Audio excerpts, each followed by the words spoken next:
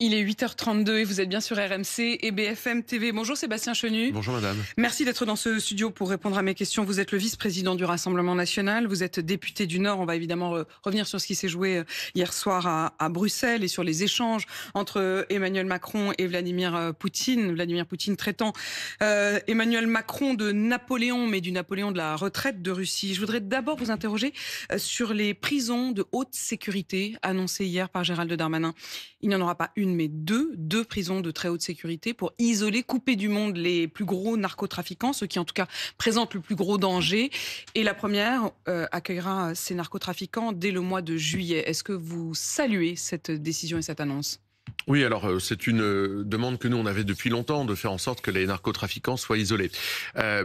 Plusieurs choses peut-être d'abord. D'abord, moi je veux commencer par saluer, avant de saluer cette décision, saluer les personnels pénitentiaires qui font un boulot formidable et souvent un peu en dessous des radars, souvent peu rémunérés, mal considérés. Je pense qu'il faut aussi qu'on pense à la revalorisation de ces agents et aussi à la nécessaire mobilisation. Mais c'est le cas là, non ? Oui, il salue enfin, d'ailleurs plutôt la décision du ministre de la Justice. Mais ce que je veux dire, c'est qu'il ne faut pas oublier qu'il y a des hommes et des femmes qui, derrière, font un travail qui est particulièrement ingrat et difficile en matière de sécurité. Et je veux d'abord penser à eux. Sur les places de prison en tant que telles, nous, on est favorable à ça à partir du moment où on reste dans des prisons qui sont à des formats de 200 détenus. C'est à peu près le cas, je crois, en tous les coups, même un peu moins peut-être, de Vendin-le-Vieil et puis de la prison de Condé-sur-Sarthe, parce que ça reste des établissements gérables avec des prisonniers excessivement difficiles. Le reste, aller dans des schémas de grandes prisons américaines avec des centaines et des milliers de détenus, ça devient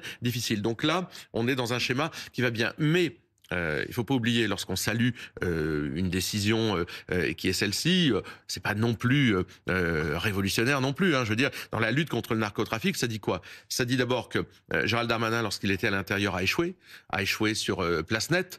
Souvenez-vous, les opérations Place Nette, les points de deal qui devaient est-ce que être c'est pas plutôt éteints et l'inverse ? qui se sont reconstitués. C'est-à-dire qu'à partir du moment où un certain nombre de narcotrafiquants ont été arrêtés. Non, mais ceux-là, ils sont déjà en prison depuis déjà longtemps, en réalité. Pour un grand nombre d'entre eux, mais ça a vocation aussi à en accueillir de nouveaux. Et puis surtout, si vous voulez, tant qu'on ne traite pas la problématique de la drogue et du narcotrafic, qui est essentielle dans notre pays, c'est-à-dire à travers la gestion des frontières, à travers une justice. Je rappelle que dans la plupart des cas, par rapport à la peine qui est prononcée, c'est 19% de la peine prononcée qui est effectivement effectué. Donc ça veut dire que vous avez des juges, des magistrats qui prononcent des peines et qu'à la fin, les détenus en ont, les condamnés en ont effectué qu'une petite partie. Donc vous avez ça et puis vous avez évidemment tapé le consommateur.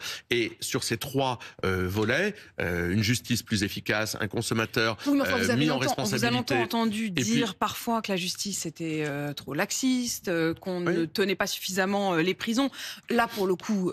c'est quand même... Enfin, vous applaudissez, non ? Enfin, ça pourrait être vous auriez décidé la même chose. Quand ça va dans le bon sens, on le dit, je viens de vous dire, je trouve que ça va dans le bon sens. Mais c'est un petit pas dans un océan de difficultés qui est la lutte contre le narcotrafic et sur lesquels il faut s'attaquer. Est-ce que vous iriez plus loin ? Tant qu'on ne gère pas les frontières, je vais vous dire, parce que la drogue, elle arrive bien de quelque part. Elle dégringole pas de la planète Mars.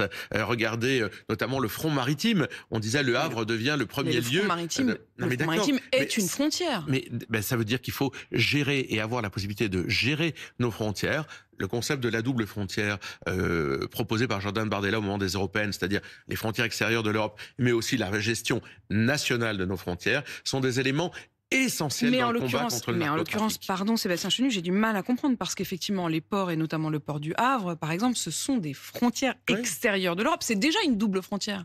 Oui, non, mais c'est déjà une double frontière, mais il nous faut des moyens et surtout la gestion des frontières nationales. Ça passe par les pays et c'est pas quelque chose qu'on délègue. C'est-à-dire que nous considérons qu'il y a une double frontière à avoir, les frontières européennes et les frontières nationales. Et aujourd'hui, c'est un angle mort. Il y a également d'autres points qui pourraient être avancés. Les pénitentiaires, le personnel pénitentiaire demande à aller même peut-être plus loin à terme, c'est-à-dire l'idée qu'il puisse y avoir des prisons spécialisées en fonction de la nature ou du profil des condamnés. Il pense notamment à la question des condamnés pour terrorisme.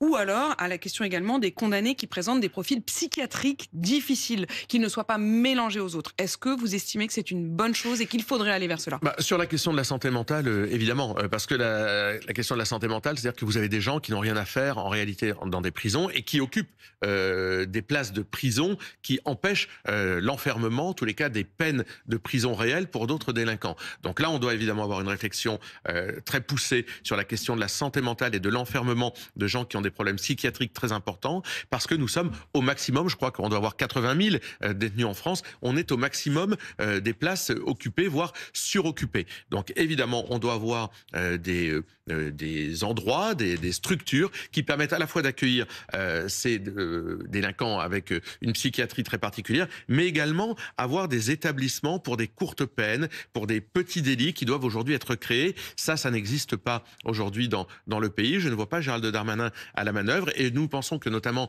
dans la problématique de la violence des mineurs, on doit pouvoir enfermer plus tôt, plus rapidement, pour des courtes peines plus efficaces, effectivement des mineurs délinquants dans des établissements qui leur sont dédiés. Cette semaine, c'est l'examen de la loi dans laquelle sera cette question des prisons, la loi sur la lutte contre le narcotrafic. Et j'ai été très surprise de voir que derrière les portes de la commission des lois, vous avez fait, vous le RN, obstruction à l'avancée du texte sur la lutte pendant toute une journée. Et d'ailleurs, tous vos adversaires, que ce soit la France Insoumise, la droite, la Renaissance, l'ont dit aux membres présents lors de cette commission des lois, n'ont pas compris votre stratégie. Vous avez fait perdre énormément de temps à vos collègues députés. Pour chaque nouvel amendement examiné, vous avez demandé systématiquement une procédure de vote beaucoup plus longue. Pourquoi vous faites ça? Pourquoi vous faites ça derrière les portes de l'Assemblée? Non, mais on ne fait pas ça derrière les portes de l'Assemblée. Tout est sur public, un texte les comptes qui rendus clairement sont publics, est un les votes texte sont publics. qui devrait être soutenu par vous. On fait notre boulot de législateur. Parce qu'il y a une hypocrisie, je vais vous dire.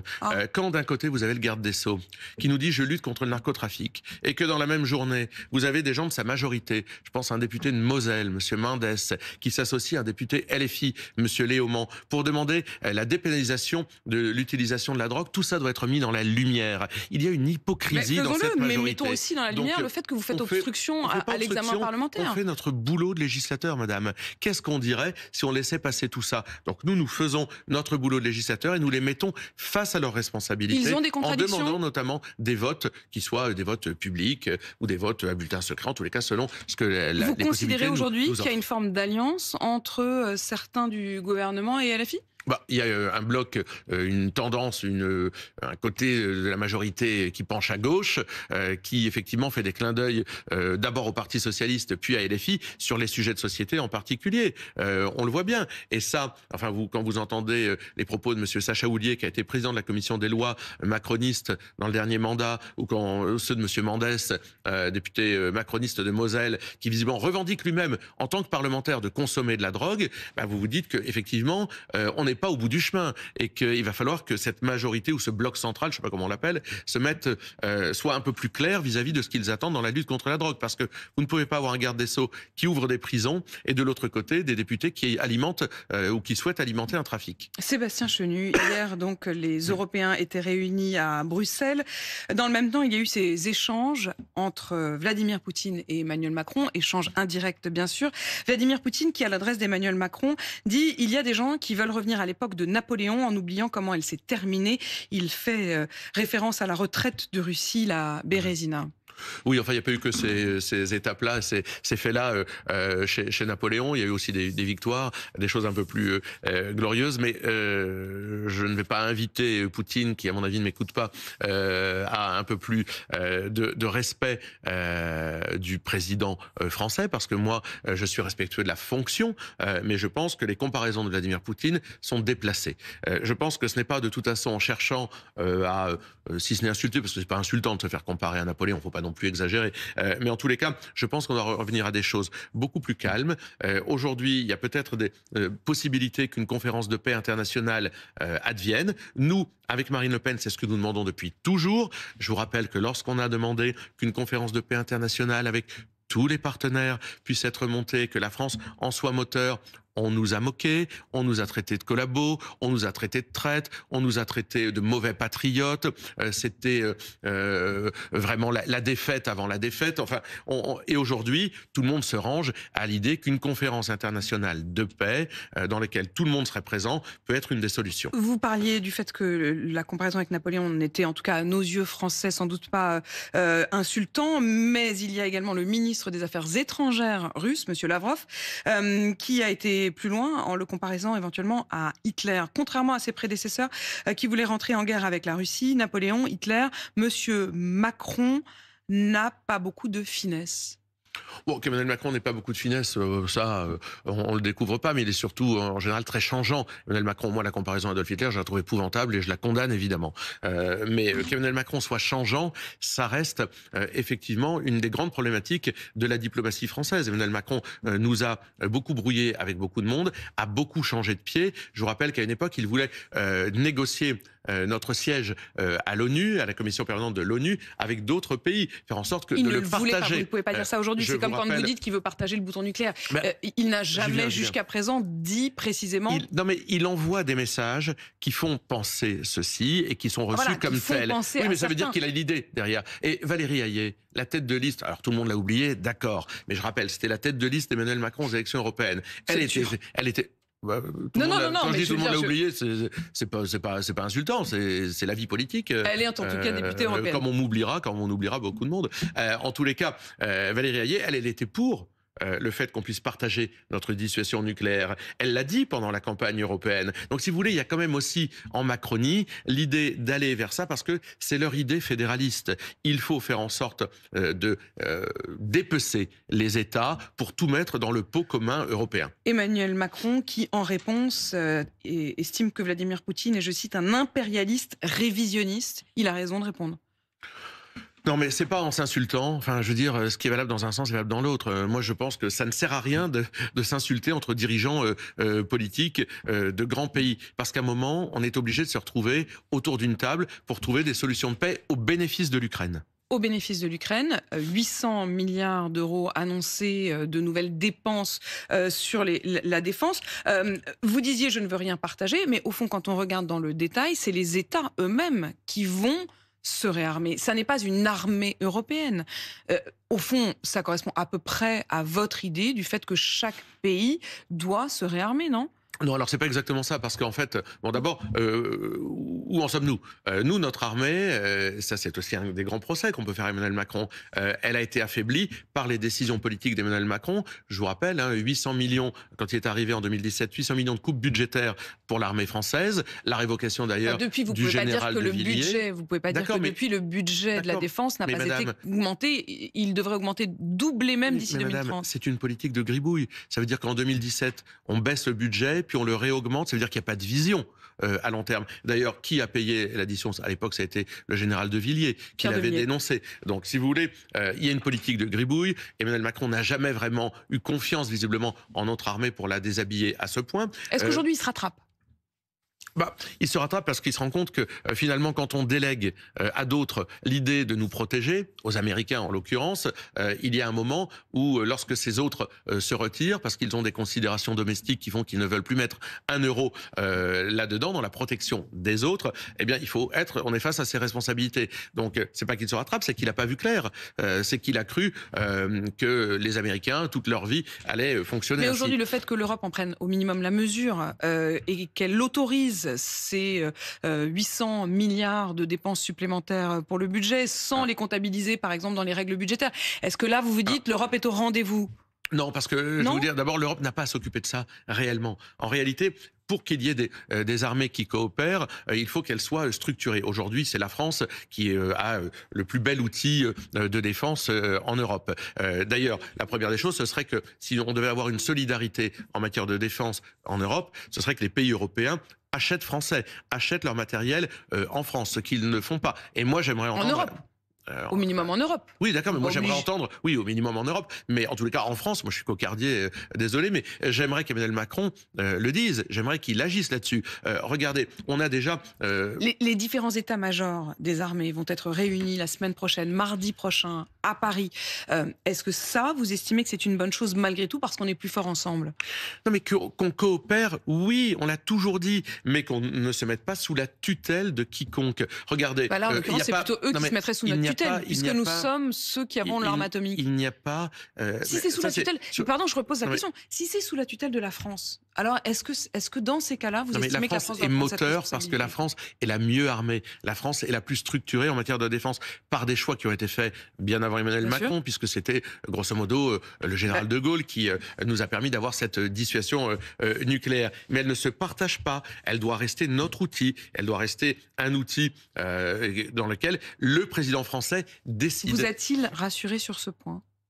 Non, parce qu'en fait, je vais vous dire, Emmanuel Macron joue en permanence, avec un manque total de sincérité qu'on voit, une espèce de comédie qui vient nous dire, après avoir agité la menace du Covid à une époque en poussant les feux jusqu'au bout, aujourd'hui il rejoue un peu la même chose pour reprendre la main, il rejoue la même chose Sébastien avec Chenu, la vous menace trouvez sincèrement russe. qu'on a joué avec la menace du Covid? Non, mais il est allé au maximum, il a tiré au maximum sur la corde. Et là, il le fait de la même façon sur la Russie. Parce que la Russie, c'est une menace. Donc pour la vous... Russie, c'est une menace. Poutine, c'est une menace. Mais on a des menaces bien plus, j'allais dire, imminentes. D'abord sur notre sol. L'islamisme, je reprends les propos d'Hervé Morin, d'Henri Guénaud, etc. Mais il ne lutte pas. Il ne lutte pas. Le gouvernement actuel, le président ne lutte pas contre cette menace-là? Non, d'abord, il ne lutte pas contre la menace de l'islamisme, nous l'avons dit bien des fois, et on a bien des exemples qui montrent qu'il ne lutte pas contre la menace islamiste au niveau auquel on devrait lutter dans notre pays. Mais c'est pas parce qu'il y a une menace islamiste qu'il n'y a pas une menace de la Russie. Mais la menace imminente, c'est pas Poutine demain sur les Champs-Élysées. Enfin, je veux dire, à un moment, il faut être réaliste. Il faut éviter de faire peur aux populations. Il joue, vous avez dit le mot jouer. Oui, il joue sur les peurs. Emmanuel Macron, pourquoi? Pour deux choses. Lui, reprendre la main, parce qu'il ne supporte pas d'être ce président aphone qu'on n'écoute pas depuis si longtemps. Et deux, pour faire avancer un agenda fédéraliste, c'est-à-dire toujours donner davantage. Est-ce que vous n'êtes pas, vous, à l'inverse, en train de minimiser la menace? Non, j'essaye d'être réaliste. Je vous ai dit, j'ai commencé par le dire, la Russie est une menace. Est-elle une menace imminente? Est-ce que Vladimir Poutine, lundi matin, sera sur les Champs-Élysées? Probablement pas. En revanche, est-ce qu'il peut y avoir un attentat ce week-end? C'est tout à fait possible. Donc, si vous voulez, oui, il y a des menaces. Nos pays, d'ailleurs, tous vivent sous les menaces multiples et variées. Mais je pense qu'Emmanuel Macron se sert de ça. Et se sert de ce drame. Et c'est là où il n'est pas sincère. Il se sert du drame ukrainien à des fins de politique personnelle. Vous dites exactement la même chose que LFI. Mais exactement, au mot près. Je recevais Emmanuel Bompard hier sur RMC qui disait exactement ça. Mais je dis la même chose qu'Henri Guénaud et qu'Hervé Morin aussi. Nous disons les mêmes choses parce que nous voyons clair dans le jeu d'Emmanuel Macron et qu'il affole les Français qui, sincèrement, n'ont pas besoin de ça. Sébastien Chenu, des pensions ou des canons? C'est presque la question qui commence à se poser. En tout cas, elle est posée pratiquement telle quelle par le directeur général de la Banque publique d'investissement, Nicolas Dufourcq, le successeur donc de notre actuel ministre de l'économie, qui considère qu'on ne peut pas avoir à la fois un État-providence généreux et réarmer le pays. Il estime notamment que l'argent des retraités les plus jeunes, ceux de 65 à 75 ans, bénéficient aujourd'hui d'une sorte de grand loisir après la soi-disant vraie vie difficile du travail et qu'on ne peut plus se l'offrir. Non, moi je pense que, si vous voulez... on doit, pour maintenir, sauver notre système social en particulier, on doit produire, on doit avoir des emplois qualifiés, on doit réindustrialiser notre pays. C'est tout ce que n'a pas fait ce gouvernement.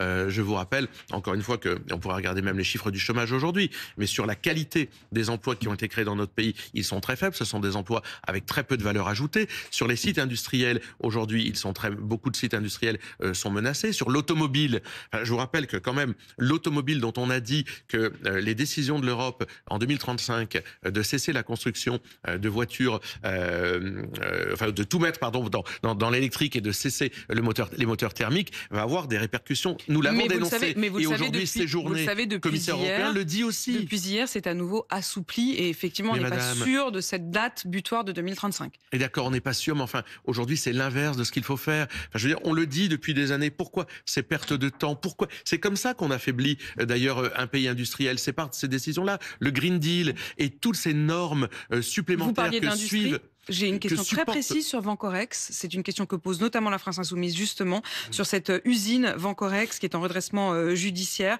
Est-ce que vous estimez que cette usine qui participe notamment à la fabrication du perchlorate d'ammonium, qui est un des carburants nécessaires au combustible de la fusée Ariane, est-ce que vous estimez qu'il faut nationaliser Vencorex? Écoutez, je suis pas sûr qu'il faille commencer par la nationalisation. Ce qu'il faut, c'est qu'effectivement l'État se saisisse de ce dossier. Moi, je le connais pas particulièrement, donc je vais pas avoir des propos définitifs ici. Je pense que l'État a un rôle à jouer dans ce dossier. Est-ce que ça passe pas par là, la souveraineté?